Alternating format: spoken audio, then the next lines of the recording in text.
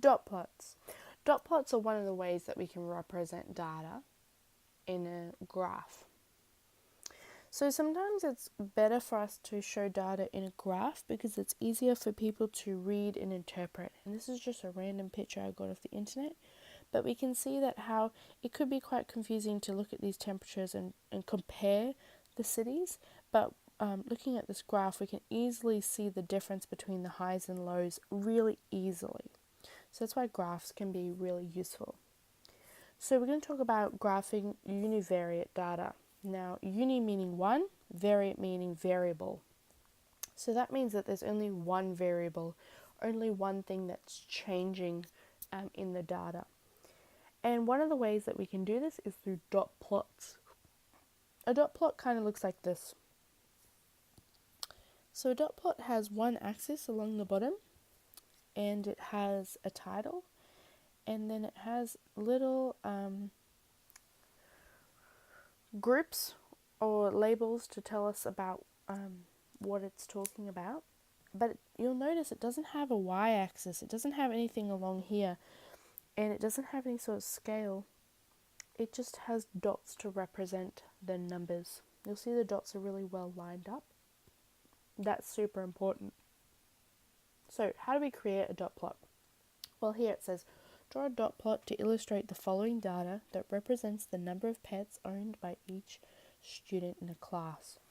So you would do one with your ruler, but unfortunately I can't do that on my iPad. But you're going to draw a line like this.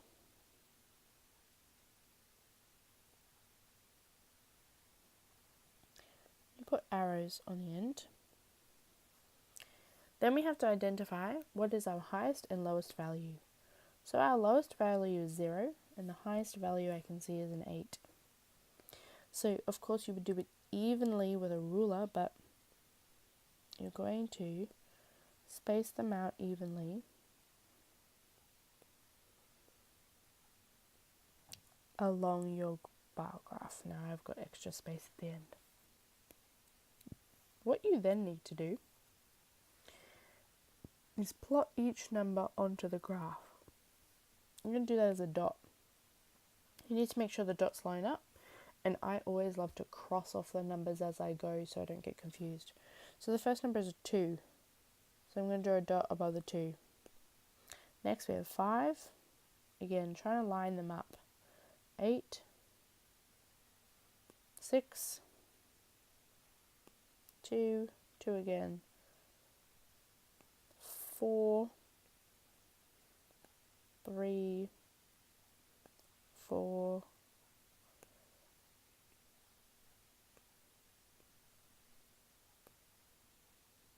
'So I'm trying to line up these second dots so that they're all evenly spaced. I want them to be lined up so that when I try and compare them later, I can see accurately which one's the most or which one's the least or how much each have. And I can view that easily.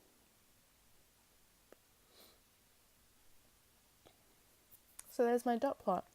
I can see that it's bimodal. What do I mean? It means that it has two modes because 2 and 3 are evenly the highest number. I could try to figure out what my median is if I wrote these numbers in order. And my range is 8 because 8 take away 0 is 8. So that's my dot plot. I do need a title. So I'm going to have number of pets. And up the top I might say what class it's in, year 7 or pets or something like that for a title. So that's how we create a dot plot. But what about reading a dot plot? Now here they've used crosses instead of dots.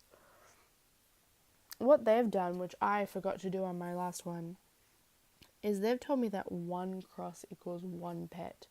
We can use a dot to represent more than 1. So that could say 1 cross equals 5 pets, but they've got 1 dot equals 1 pet. So it says Pet Palace recorded these sales over a week. How many dogs and cats were sold at the store? So I'm going to look. Well, there's 1 in the dog section and 2 in the cats. So 3 were sold in the store. In total, how many pets were sold? So I'm going to add up all the pets. I've got 1, 2, 3, 4, 5, 6, 7, 8, 9, 10, 11, 12, 13, 14, 15, 16, 17, 18, 19.